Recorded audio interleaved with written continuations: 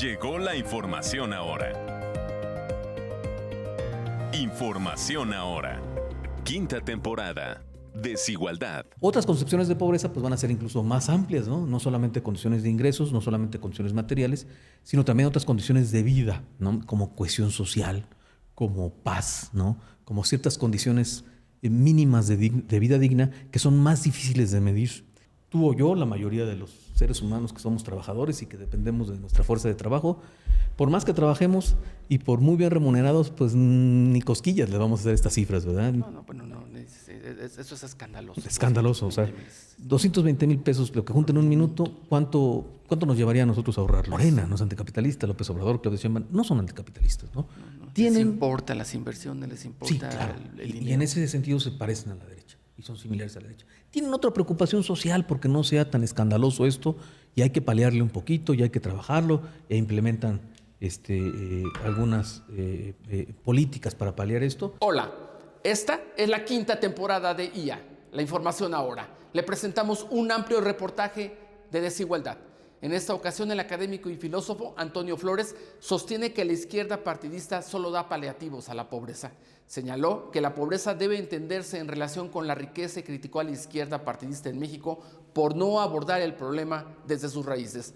No podemos renunciar a la meta de terminar con la pobreza. Para combatirla, primero debemos entenderla, qué la origina, cómo se mantiene dentro del sistema y sobre todo, cómo se relaciona con la acumulación de riqueza, afirmó el sociólogo. Buenas tardes, mi nombre es Antonio Flores González, soy sociólogo de licenciatura y maestro en antropología social. Trabajo en la Universidad Autónoma de Querétaro como profesor e investigador en la Facultad de Ciencias Políticas y Sociales. ¿Cómo podríamos definir, maestro, la pobreza? Bueno, hay muchas formas de entender la pobreza, ¿no? Hay algunas instituciones que la miden solamente por ingresos y con límites de ingresos muy variables, ¿no? Durante mucho tiempo, por ejemplo, se consideró que el ingreso diario menor de $1 era considerado pobreza. Si ganabas más de $1, ya no era pobreza. Ahora, han cambiado un poco, pero no mucho. El Banco Mundial, por ejemplo, ahorita lo considera, en su informe de 2024, habla de $2.15 al día, ¿no? Es muy poquito, son 45 pesos más o menos, serán. Entonces gana 50, ya no eres pobre, según el Banco Mundial. Oxfam es una organización internacional que estudia la pobreza y la desigualdad y tiene un umbral de pobreza que anda en los $6.85. Serán 140, 150 pesos más o menos. Tampoco creo que sea muy acertado, pero bueno, no es tan descabellado como lo que está planteando Banco de México.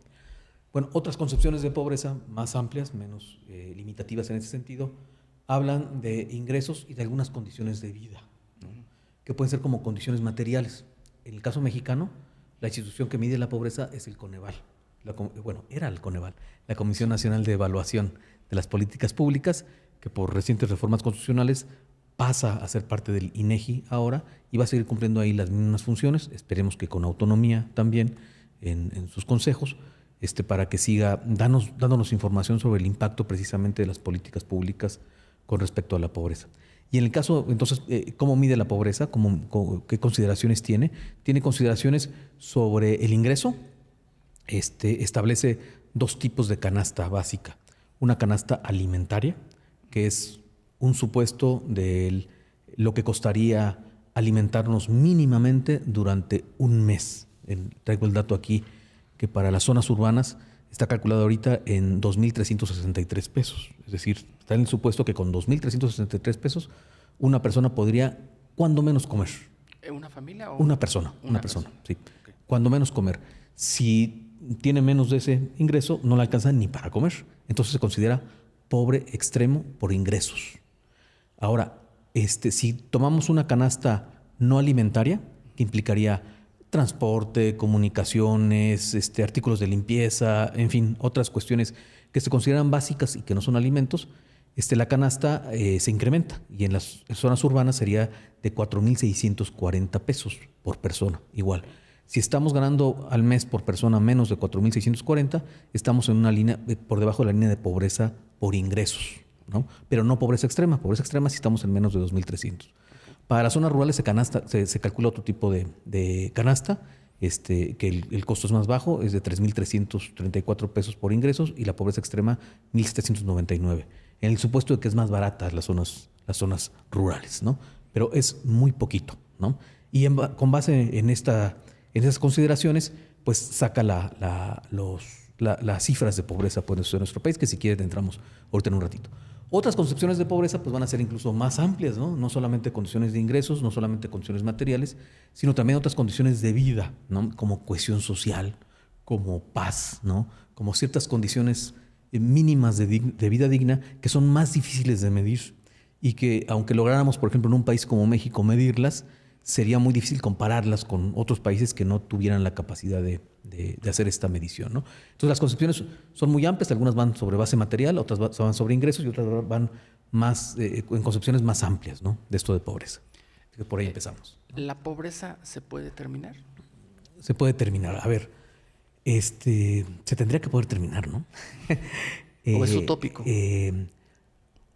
Pues yo creo que no me gustaría llamarlo utópico porque se me antoja que si llamamos utópico renunciamos a la meta de terminar con la pobreza, y creo que no tenemos que renunciar a esa meta, sino que tenemos como sociedad y como estados que estar apostando por abatir la pobreza, ¿no? O la apuesta podría ser mejor en tener acceso a las mismas oportunidades. Sí, mira, yo creo que tenemos que entender la pobreza primero. Uh-huh. Primero concebirla, qué concepción de pobreza tomamos, ¿no? Uh-huh. Y después entender cómo se origina y cómo funciona, cómo se mantiene la pobreza en un sistema pues como el nuestro. Y yo parto de la idea de que para entender la pobreza tenemos que entender la riqueza. Okay. Y para combatir la pobreza no solamente son políticas públicas, paliativas, para aumentar ingresos, para mejorar condiciones en cuanto a las carencias sociales de vivienda, de alimentación, de seguridad, sino tenemos que combatir la riqueza también. Y esto cada vez es más evidente en el mundo, ¿no? Voy a ir para arriba para tratar de entender la riqueza. Estaba leyendo, preparando esta entrevista, pues, cómo estábamos en la lista de Forbes, ¿no?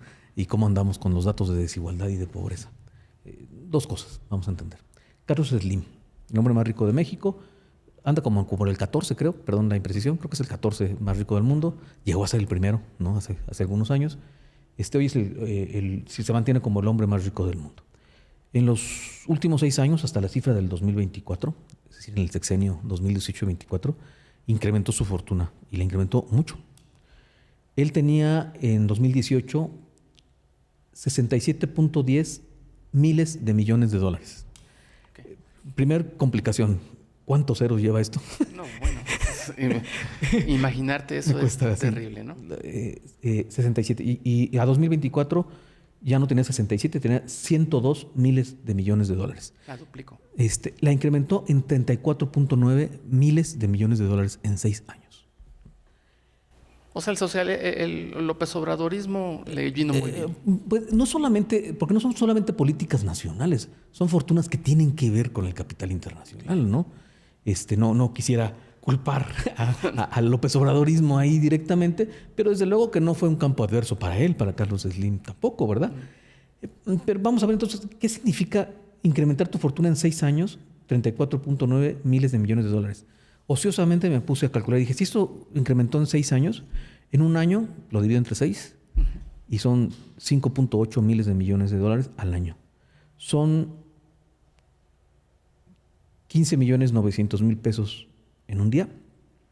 Son de incremento de su fortuna. Sí, sí. 662.500 dólares en una hora. Entre 60 son 11.041 dólares por minuto. Dólares, pesos, por 20, pongámoslo a 20 el dólar, 220,000 pesos por minuto. Él gana, bueno, él incrementó su fortuna 220,000 pesos por minuto, permanentemente, durante 6 años. Okay. Estuviera dormido, respirando, con que respirara, pues. Estuviera dormido, estuviera en el baño, estuviera comiendo. Él estuvo incrementando su fortuna en promedio cada minuto 220,000 pesos. ¿Eso tiene explicación? Pues sí tiene una explicación. Hay que explicar por qué se concentra la riqueza de esa manera y podremos entender por qué existe la pobreza. Me voy a otro dato y ahorita regresamos a claro. Me voy a datos de Oxfam, que te decía que es un organismo internacional con sede en Londres, que tiene oficinas en la Ciudad de México también, estudia la desigualdad y la pobreza en el mundo. Y nos da una cifra terrible y un ejemplo. Me gusta mucho cómo maneja sus datos. Da informe cada año. El informe acaba de salir hace algunos días, hace 3-4 días salió, no, un poco más, pero ni una semana yo creo, salió el informe 2025. Hay un resumen ejecutivo que lo puede consultar cualquier persona en la página de Oxfam. Se los recomiendo muchísimo, ¿no? Y cada año sorprende porque el incremento de la desigualdad y el incremento de la riqueza, de las grandes fortunas del mundo. Y nada más voy a dar un dato que menciona.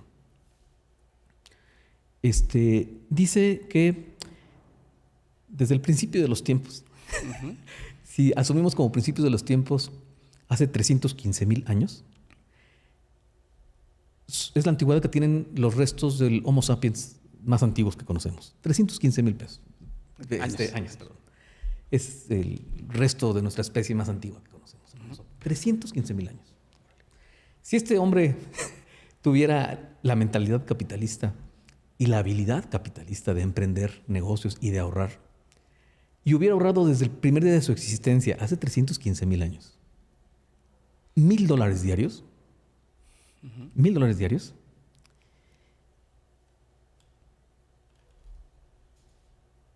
hoy en día, la fortuna que hubiera acumulado no la alcanzaría para quedar entre los 10 hombres más ricos del mundo. De ese nivel. De ese nivel. Es datos de Oxfam. Repito.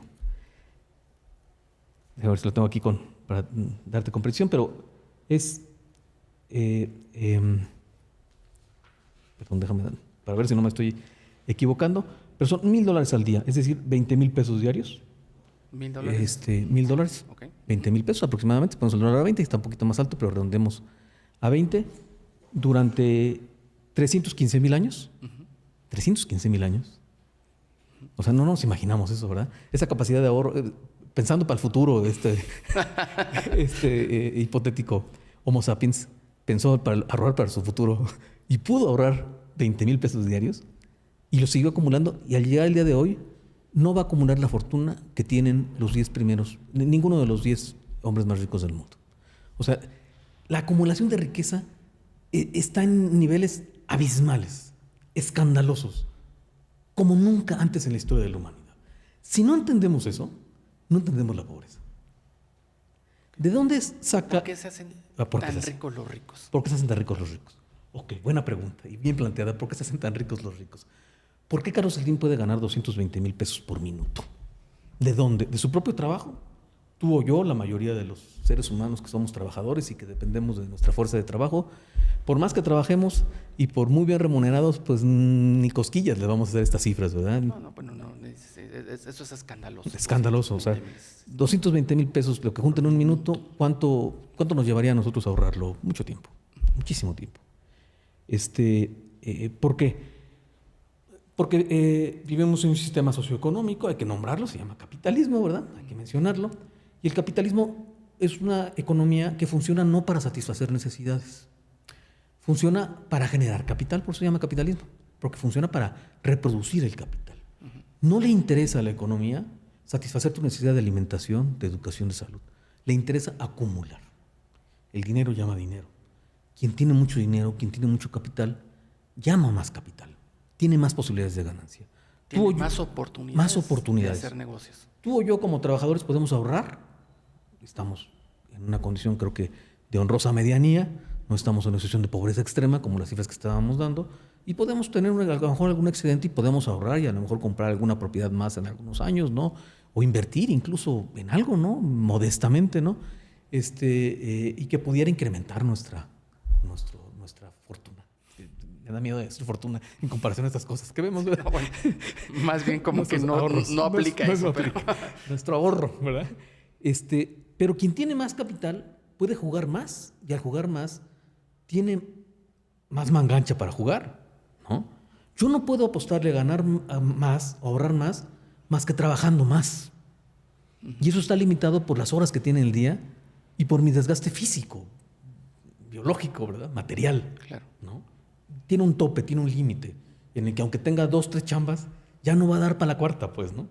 Y hasta aquí llegó mis posibilidades de ganancia, porque no tengo capital. Quien tiene capital, como esos señores, pueden invertir y pueden jugar a la mejor inversión en cualquier momento. Thomas Piketty tiene un libro que se llama El capital en el siglo XXI y nos explica eso en esos términos.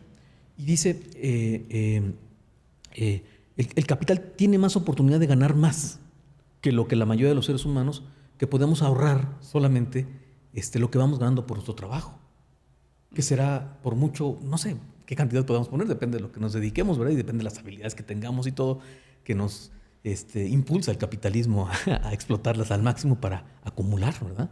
Pero son insignificantes en comparación a lo que quien tiene capital puede hacer. Puedo moverlo a invertir en una empresa, puedo sacarlo de un país, a cambiarlo de capital que está en un servicio turístico, cambiarlo ahora me da más invertir en cierta empresa, lo cambio y juego con él y tengo más manga pues para hacer ese juego. Además tienen más información. Tengo más información, por supuesto, ¿no?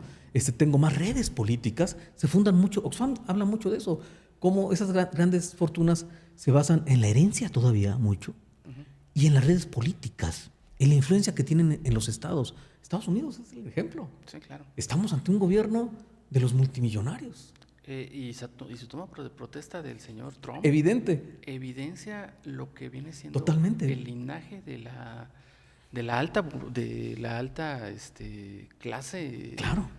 Vimos Big ahí tech. a los milmillonarios del mundo, ahí estuvieron, ¿no? No invitaron a Claudio Sheinbaum, pero estuvo Carlos Slim, pero estuvo invitado Carlos Slim, ya no supe si estuvo o no. Sí, claro. Pues sí estuvo, porque estuvo Slim y no estuvo. ¿Por qué? Porque es más importante Slim para el capital, Totalmente. ¿no? Que Claudio Sheinbaum, que la presidenta de este país, ¿no? ¿Sí? Entonces, este capital tiene más oportunidades de ganancia y las aprovecha y las acumula, entonces crece exponencialmente, brutalmente. El problema es que está desatado.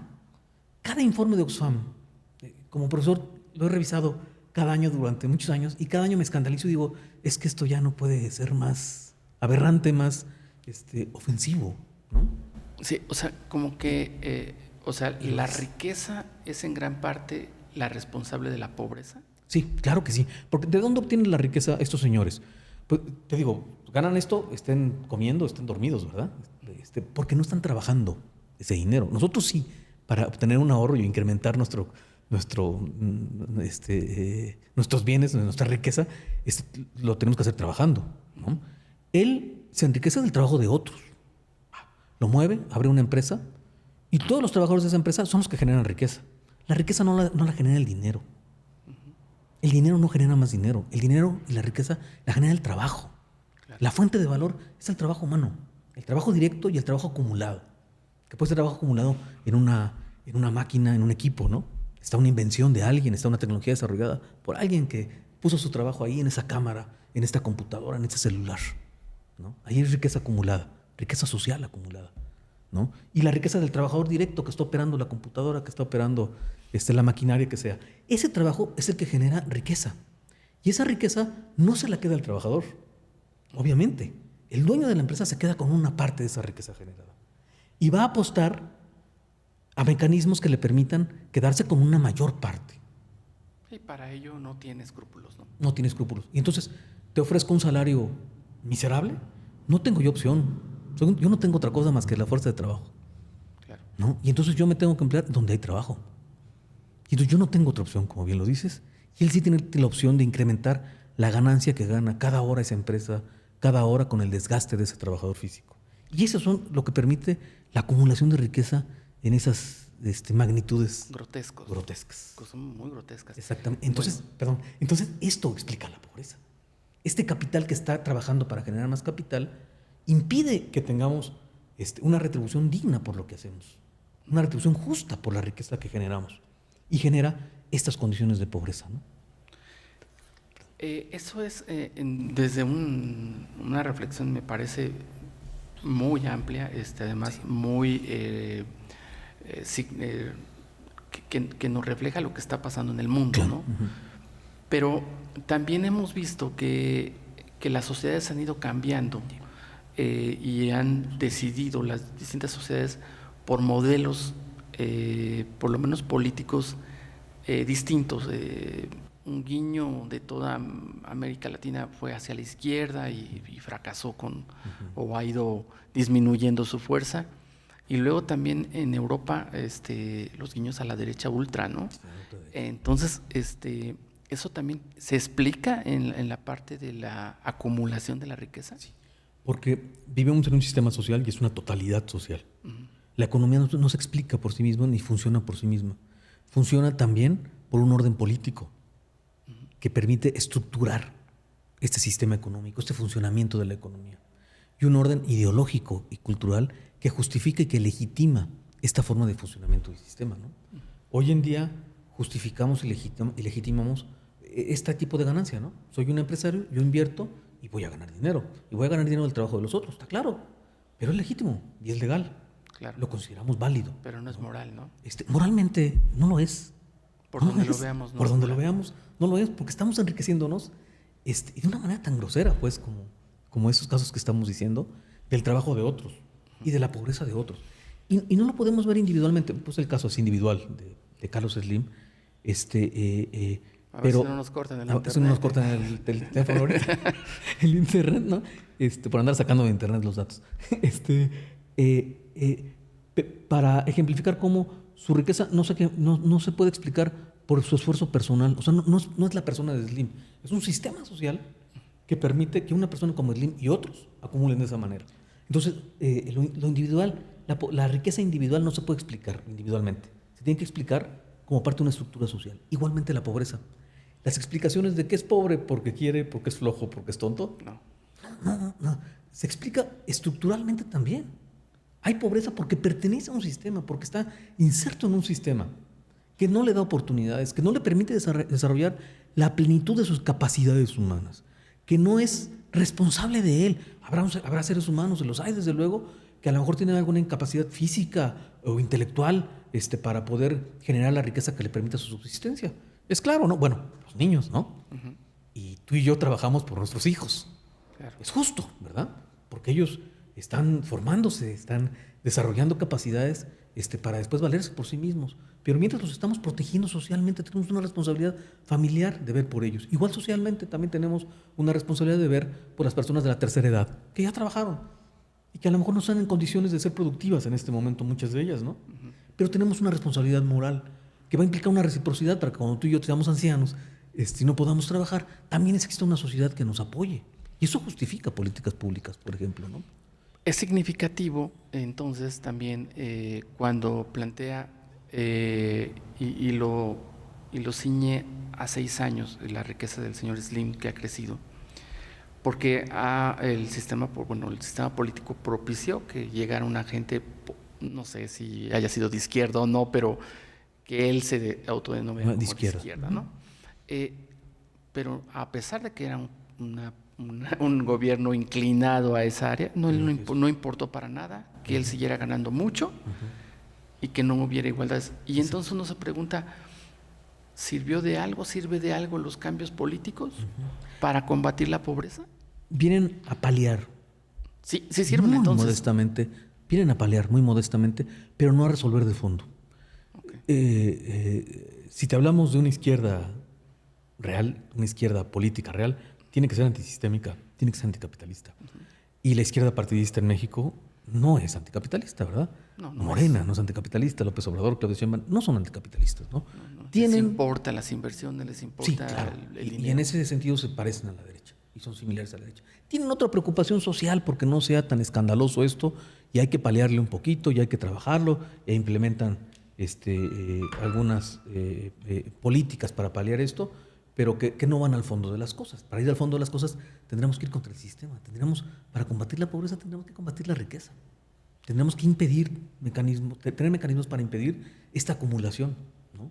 Con impuestos muy altos a la riqueza, con políticas redistributivas, ¿no? Con límites a la riqueza, que obviamente ningún gobierno dentro del capitalismo se va a atrever a hacer, ¿no? Claro. Entonces estas políticas... perdón, a ver, adelante. Sí, nada más para ver datos, claro. Sirven. Vamos a ver más o menos los datos que aparecen en la página del Coneval todavía, nos dan la última cifra en 2022. Se dan cada 2 años las cifras de pobreza. Deben estar en los siguientes días, semanas, esperamos que no tarde mucho, los datos de 2024. Entonces lo que tenemos ahorita es de 2022 y lo podemos comparar con 2016, con 2018 más o menos para ver qué es lo que ha pasado. La población en situación de pobreza que están por debajo de este ingreso, pues que ya mencionábamos y que tienen algunas de estas consideraciones, carencias sociales, que llamábamos salud, vivienda, servicios, todo esto que ya lo mencionamos. La población en situación de pobreza en 2018 era de 51 millones de personas. Para 2022 bajó a 46 millones de personas. Bajó 5 millones, algo. Ojalá bajara más rápido, pero bajó de un 41% a un 36% de la población del país. Eso es importante, ¿no? La pobreza extrema, estas gentes que no tienen ni para comer, ni para cubrir la canasta alimentaria, eran el 7.1% en 2022 y en 2018 eran el 7%. No hubo un cambio significativo, ¿no? En números absolutos eran en 2018 8.7 millones y se incrementó a 9.1 millones en 2022. O sea, subió poquito, pero subió la población en pobreza en situación de pobreza extrema. 400,000. 400,000. Perdón. Sí, 400,000. Sí, porque estamos hablando de 8.7 millones en 2000 y a 9.1 en 2022. Entonces incrementó, pero en general el conjunto de pobres que están en pobreza moderada o en pobreza extrema bajó de 51.9 a 46.8 millones. Entonces sí hay un efecto, un poquito que puede algo, a lo mejor seguramente la cuestión del ingreso, por ejemplo, pues los ingresos a las personas de la tercera edad ayudaron en algo a sacar un poquito. Ahí hay un impacto, claro. ¿Esa es una política pública o claro. es simplemente un apoyo electoral? Yo creo que es una política pública, debe ser, ¿no? Una política pública que se use con fines electorales, no lo sé, habría que verlo, ¿verdad?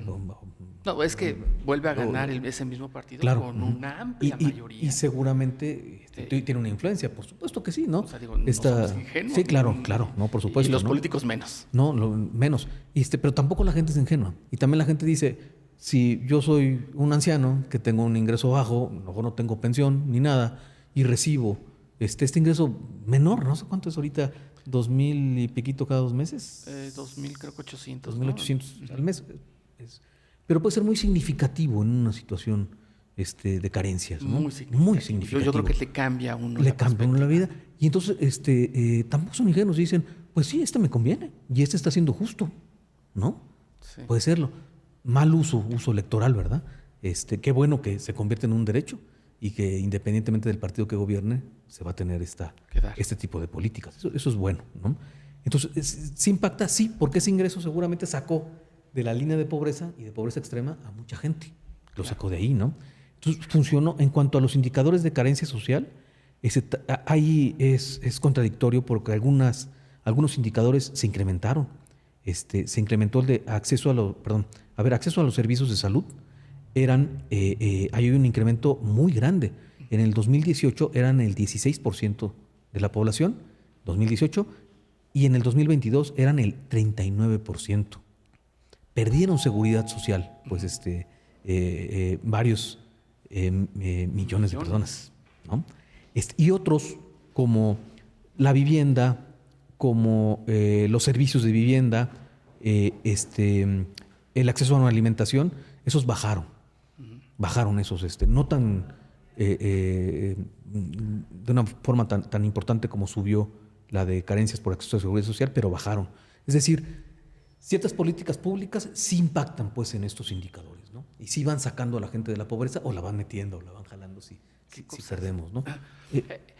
¿Crees estos 6 años han sido, con estos datos que tenemos, un paliativo para reducir la pobreza? Sí se ha reducido. Los datos nos lo dan, que sí, pero no van a solucionar de fondo el problema de pobreza, porque tendríamos que irnos a soluciones mucho más radicales, ¿no?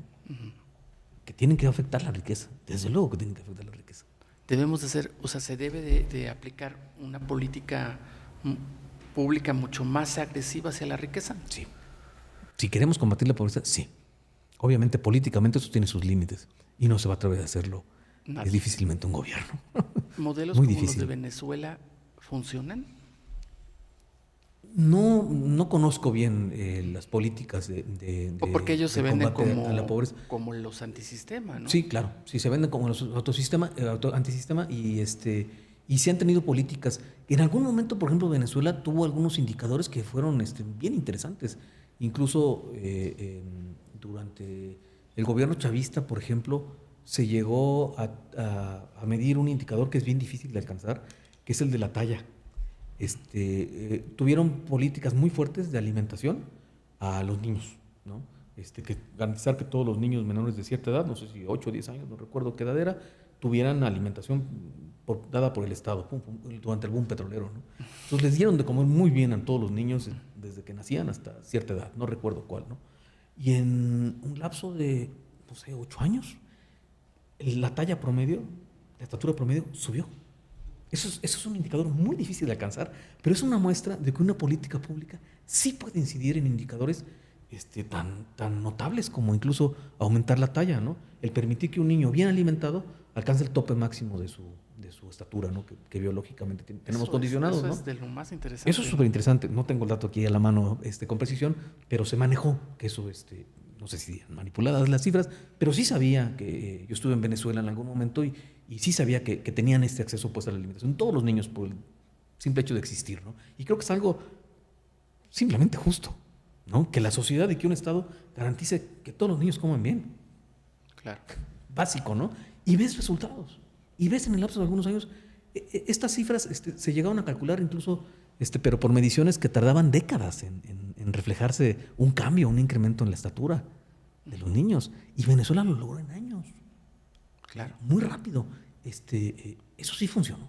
Eso sí funcionó. Y bajándonos un poco al Estado. Ajá.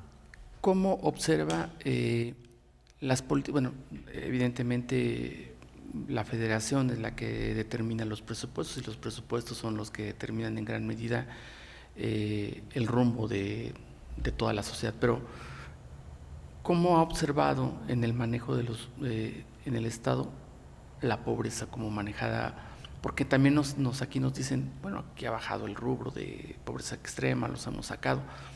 ¿Cómo se puede medir primero que nada? Sí, se mide con los mismos indicadores que se manejan a nivel nacional. Debe buscarse igual para hacer comparativo, para poder hacerlo comparativo con el nivel nacional y con otras entidades.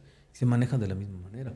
La orientación mucho del Estado de Querétaro de los gobiernos, ha sido hacia el empleo, ¿no? Uh-huh. Es como un supuesto, ¿no? De que dando oportunidades de empleo, pues se dan alternativas para superar la pobreza. Y creo que también es igual de válido y de que puede alcanzar resultados, igual que lo que hemos dicho aquí con políticas de corte, vamos a llamarla asistencial, o cuando porque menos son oportunidades, ¿no? Para subsanar algunas carencias sociales. Son oportunidades, ¿no?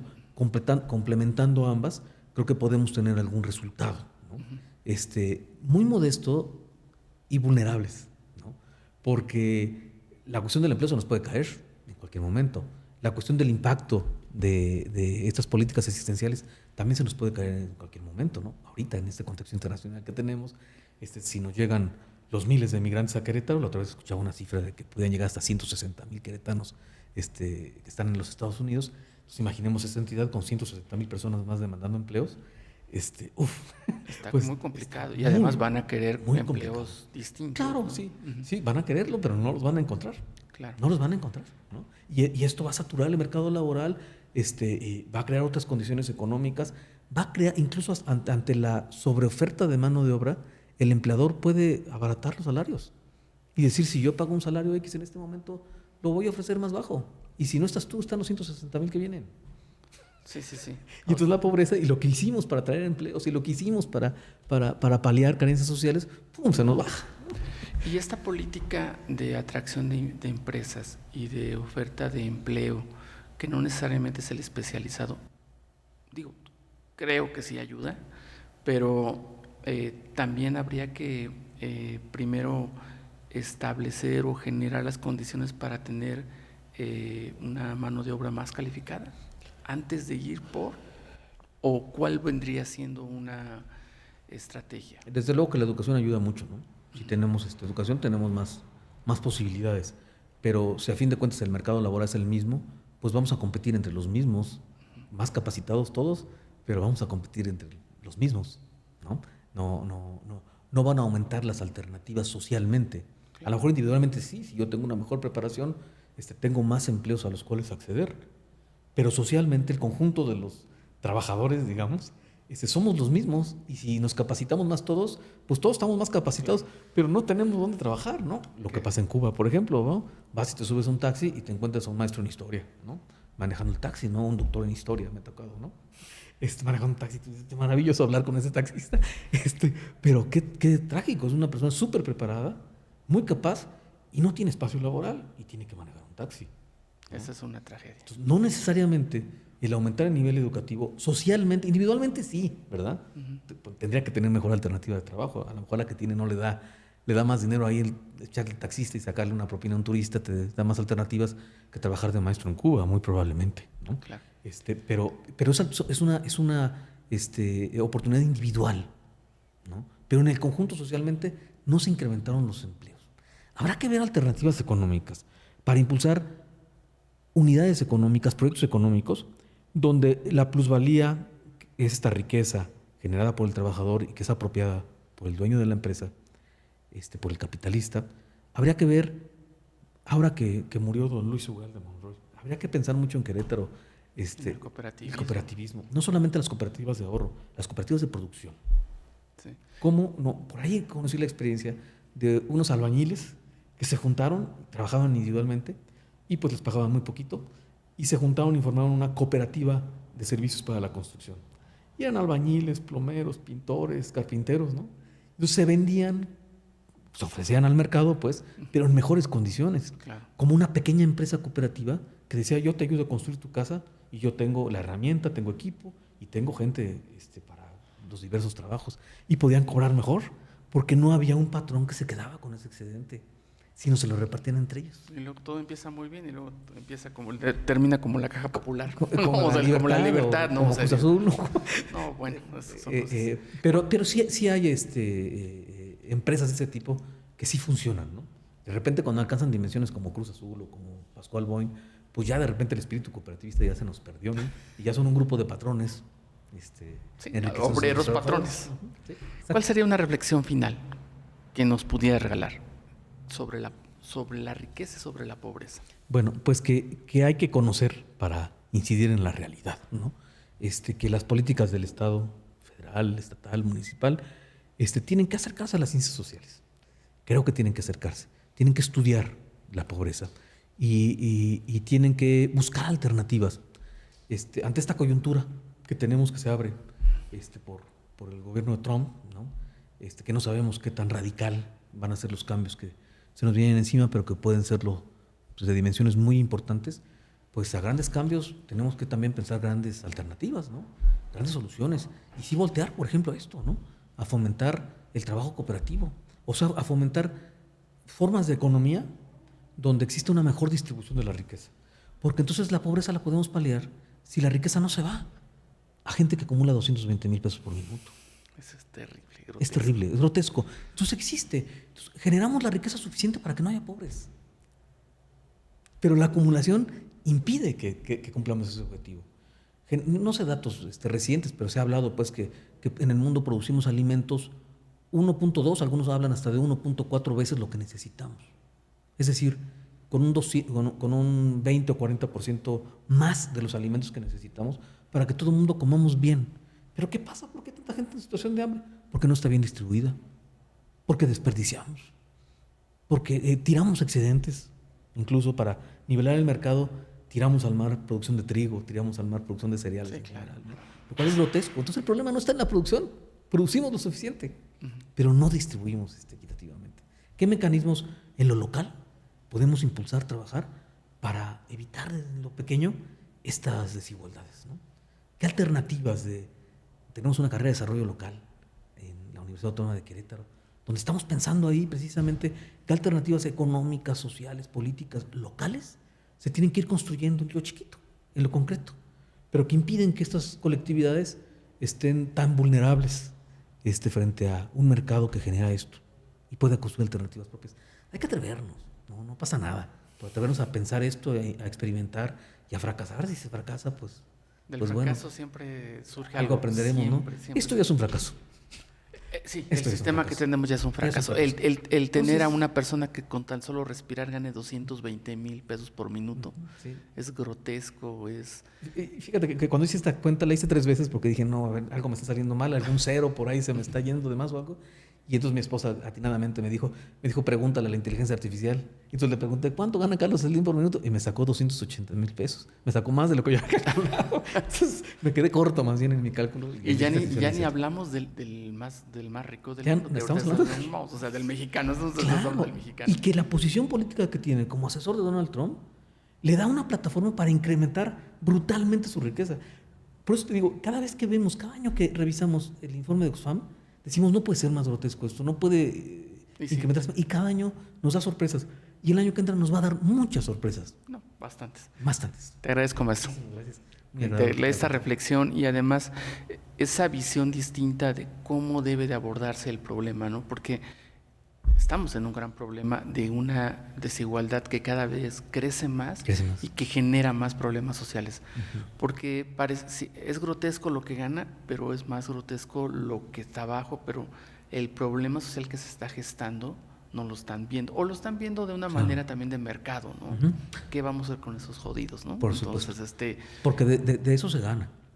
De todo gana. De todo se gana, ¿no? De todo gana. O sea, del hambre, de la falta de acceso a servicios de salud, de la falta de educación, el capital gana también. Muchas gracias. Muchas gracias a ti.